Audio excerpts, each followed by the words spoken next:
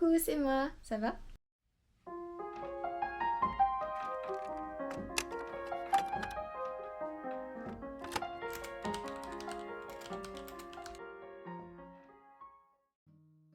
Aujourd'hui, on se retrouve pour une vidéo où on va parler girl care. Donc DIY girl care ou girl care à la maison, c'est un concept super que j'avais trop envie d'essayer et que du coup vous allez pouvoir suivre dans mes vidéos.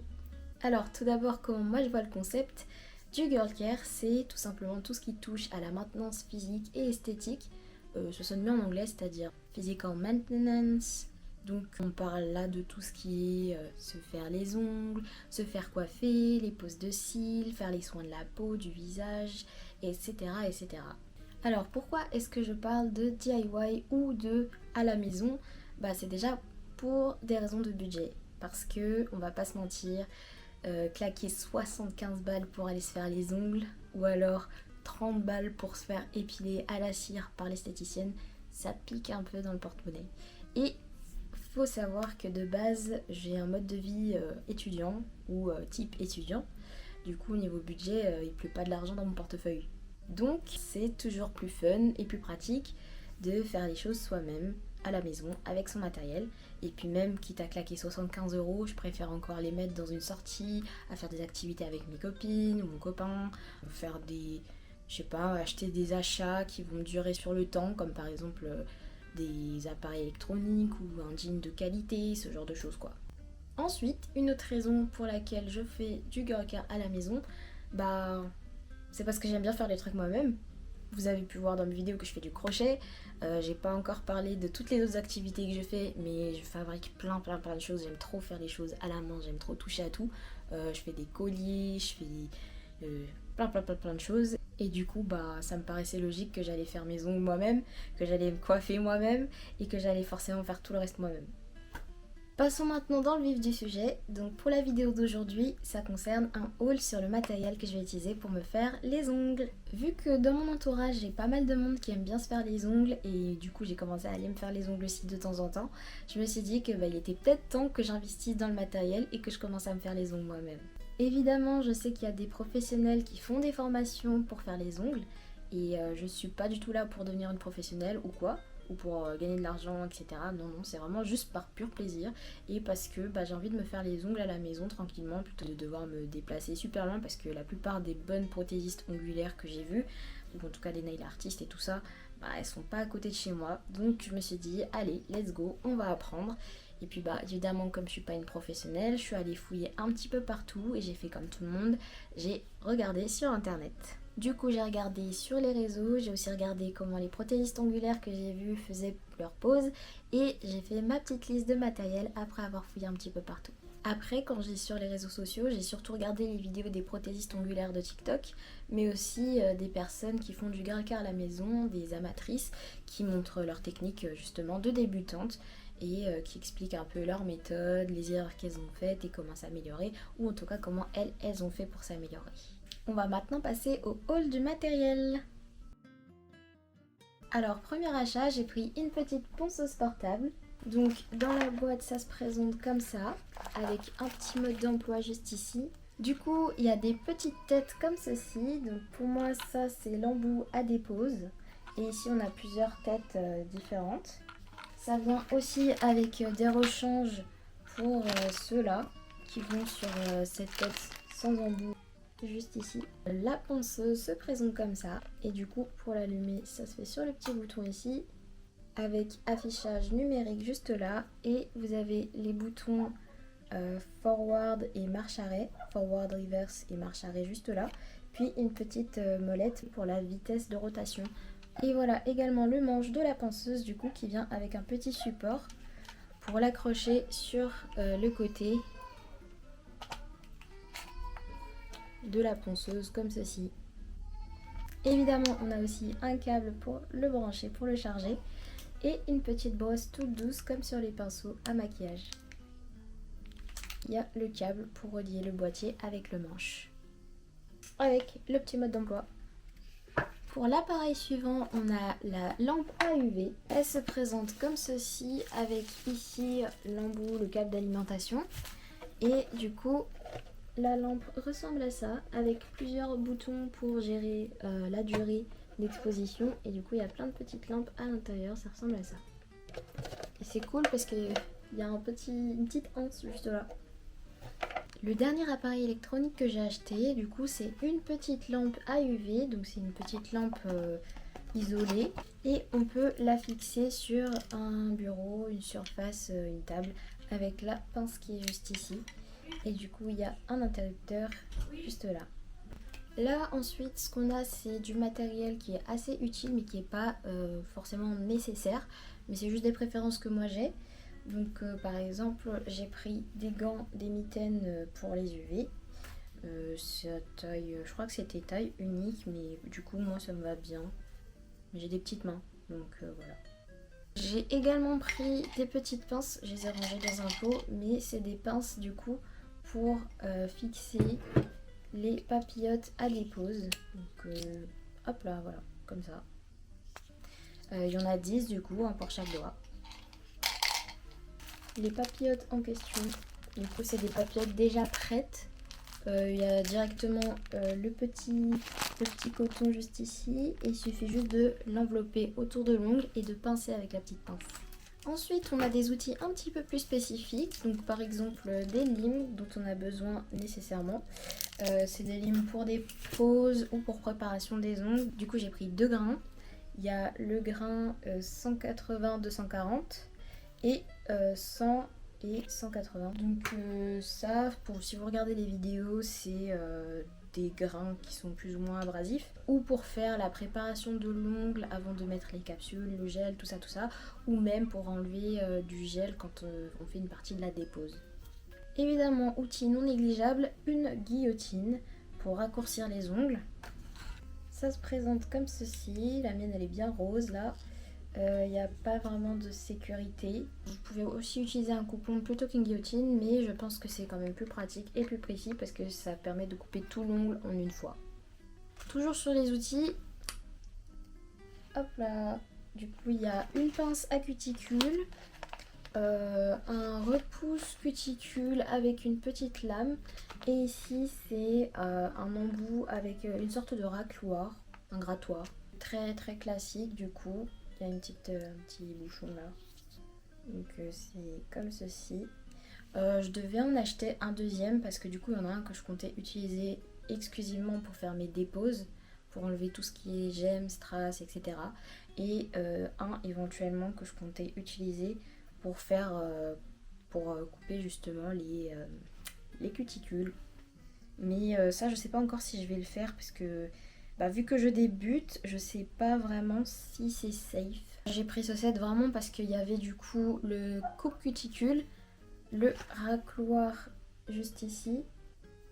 Il a aussi 2 embouts également, avec cet embout là qui sert à couper, à retirer les peaux mortes puisqu'il est un petit peu tranchant sur le bout. Et donc évidemment le pouce cuticule classique, voilà, avec l'autre embout qui est un peu plus biseauté. C'est pas tranchant, c'est pas une lame, mais c'est un peu plus précis du coup, parce que cette fois, il y a un côté pointu. J'ai également un pinceau éponge avec 2 embouts, comme ceci. Et puis j'ai aussi pris des pinceaux avec double embout. Un côté, c'est les dotting tools, et du coup, l'autre côté, c'est les pinceaux. J'ai plusieurs tailles pour les embouts à pois, les dotting tools. Et j'ai aussi plusieurs types et tailles de pinceaux. Ici, j'ai un pinceau plat et droit, un pinceau plat arrondi et 3 tailles de pinceaux fins pour tout ce qui est line art. J'ai également acheté des capsules, donc j'ai d'abord commandé celle-là avec tout le reste. C'est des capsules en amande pointue et en ballerine. Chacune font en 12 tailles différentes.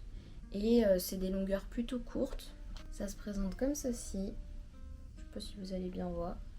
Et la deuxième que j'ai acheté du coup, c'est des capsules comme ceci. Donc pour la forme, c'est des ovales un petit peu longs. Pour les 2 boîtes, les 2 bouts sont pré-matifiés. Donc j'ai pas besoin de poncer l'intérieur. J'ai également acheté des petites décorations. Donc j'ai des petites perles un peu, pas toute blanche blanche, mais un peu crème. Voilà.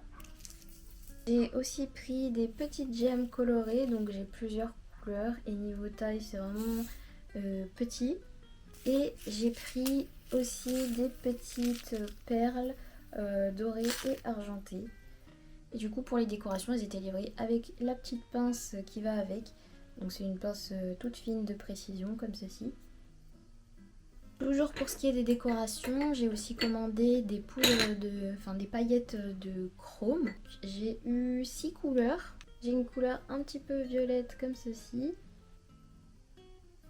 De base, là pour le coup je suis un peu déçue, ça devait être doré, mais c'est pas du tout doré, c'est arrivé bronze. J'ai un argenté classique, un argenté iridescent, une poudre blanche iridescente, une poudre rose, un peu fuchsia. Le tout était livré avec des petits pinceaux éponges. Il y en a 6 aussi.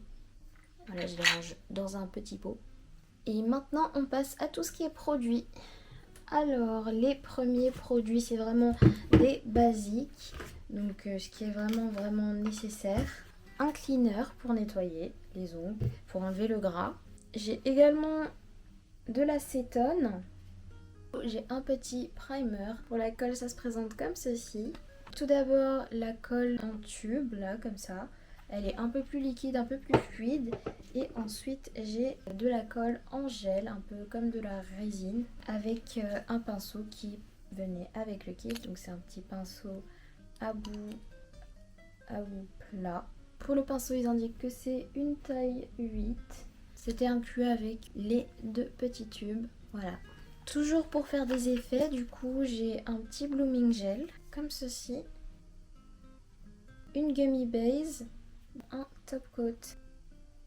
Maintenant, on va passer du coup au dernier produit que j'ai. Donc là, on est sur les gels.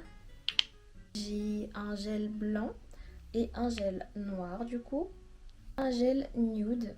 C'est un nude un peu rosé, évidemment ça correspond pas du tout aux peaux. Hein, j'ai fait ça par rapport aux échantillons. Un rose rouge fuchsia, un bébé rose, baby pink, un rose très pastel. Donc pour les numéros, le noir c'est un numéro 12, le blanc c'est un numéro 32, mon nude c'est un numéro 100. Le rose poudré du coup c'est un 101 et le fuchsia c'est un 42. Et voilà, du coup je vous ai montré tout le matériel que j'ai acheté. Donc la plupart provient d'Amazon, je les ai commandés en ligne, mais les derniers viennent du coup d'un magasin où je suis allée sur Paris, c'est Green Style pour ceux qui connaissent, dans le 3e arrondissement.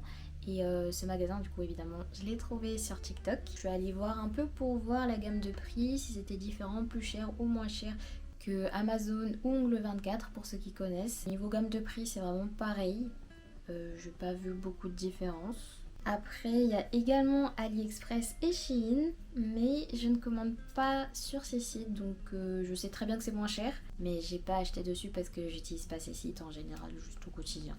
D'ailleurs j'ai l'intention de retourner au magasin Green Style pour acheter mes gels colorés. Parce que tout simplement je trouve que c'est plus pratique et surtout je préfère être en magasin du coup pour voir les couleurs directement avec mes propres yeux et pas à travers une caméra ou un appareil photo, parce que en plus il y a des échantillons sur des petites cartes sur des ongles pour voir directement comment ça rend, parce que même comme je vous ai montré sur les peaux, la couleur elle a l'air vraiment super flashy ou alors super claire ou pas du tout. Enfin, tout à l'heure j'ai parlé du rose nude, il a pas du tout l'air nude sur le pot, mais si c'est bien un rose nude. Du coup c'est pratique de le voir en vrai et moi je préfère. Et même je peux comparer du coup avec ma peau, avec mon teint, si ça me convient ou pas. Parce que selon la couleur de la peau, bah du coup le rendu change. C'est pour ça qu'un rouge à lèvres ne rend pas pareil sur une peau mate, blanche ou même noire.